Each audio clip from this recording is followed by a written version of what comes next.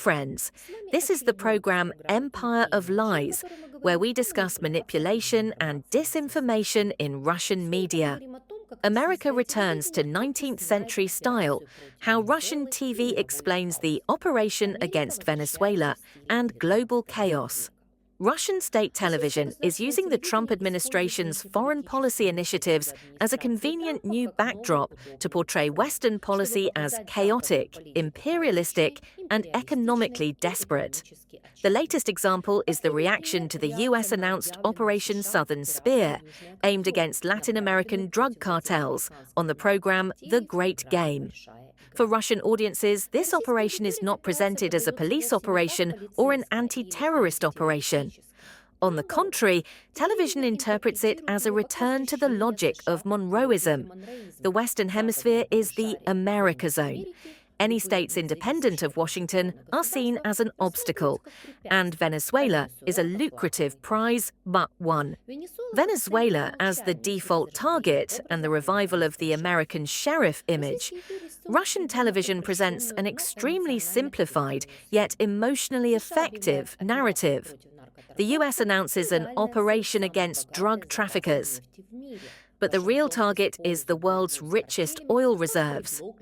Washington uses the fight against cartels as a pretext for a regime change in Caracas. This narrative leaves no room for international law or the details of American policy. The essence of the propaganda conclusion is simple. America, just as it did 100 years ago, considers every state in the region its prey. This is precisely why Russian television emphasizes symbolism, renaming the Ministry of Defense to the Ministry of War, calculating the cost of changing signs, and reminiscing about Libya, Afghanistan, and Iraq. The television narrative is constructed as if the US is preparing in advance for yet another small victorious war that will ultimately destroy yet another country. It is particularly emphasized that Washington no longer even promises Venezuela democracy or a better future after regime change. This is an important detail. Russian propaganda is attempting to show that American policy is openly cynical and devoid of even the pretense of previous humanitarian arguments. 2. The US economy as a driver of aggression. Television re-explains the logic of the crisis. The segment contains another key construct. America starts wars when faced with the threat of recession. The plotline involving the shutdown, falling stock markets, the loss of $100 billion, and fears of long holidays. All of this is linked into a single narrative.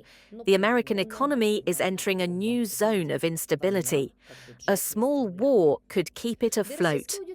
This is a classic war economy model, but applied in its crudest form, war as a budget stimulant.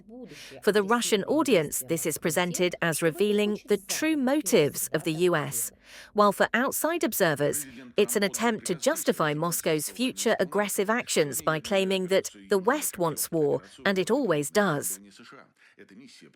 President Trump has given the order to act, and the Department of War is executing it. Today, I am declaring Operation Southern Spear.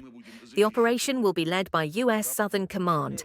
This mission is designed to protect our homeland, eliminate narco-terrorists from our hemisphere, and secure our country from the drugs that are killing our population. The Western Hemisphere is America's zone, and we will defend it. The Western Hemisphere is America's zone. That is, it's all ours. No one has the right to interfere there. But it also turns out that the main target of all these actions, namely Venezuela's oil and other, shall we say, resources, some of the richest in the world, is also America's target. That is, they want to return everything to the old way. That is, the American sheriff and the Indians who work for them. Whether there will be a full-scale war with Venezuela, a military conflict, remains to be seen. Any such actions by the United States, even given the massive and powerful force they are amassing in the region, are highly debatable. However, the likelihood is that, as sources, again from the United States, report, Trump has several attack options on the table, the primary ones being targeted strikes against what they call drug cartel targets. As we understand it, these include military bases, businesses, and government agencies in Venezuela. 3. Maduro as the victim, the persistent trope of a people standing like a wall against the US. The second part of the narrative is an attempt to portray Venezuelan society as united, mobilized, and confident in its own rightness.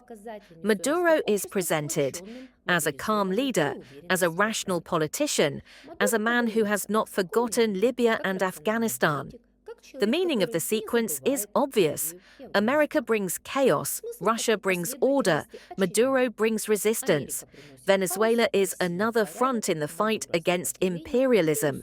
This creates an image of a parallel between Caracas, Moscow, and Beijing, an axis of states standing against the West.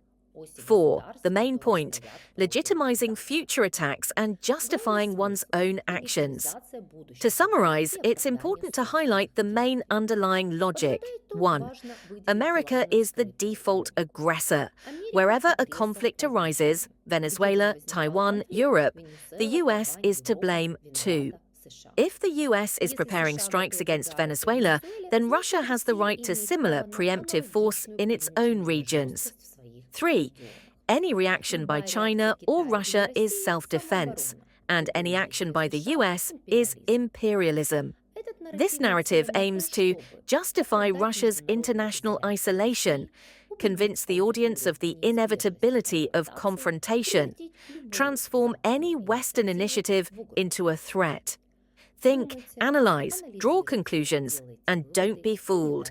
This was the program Empire of Lies.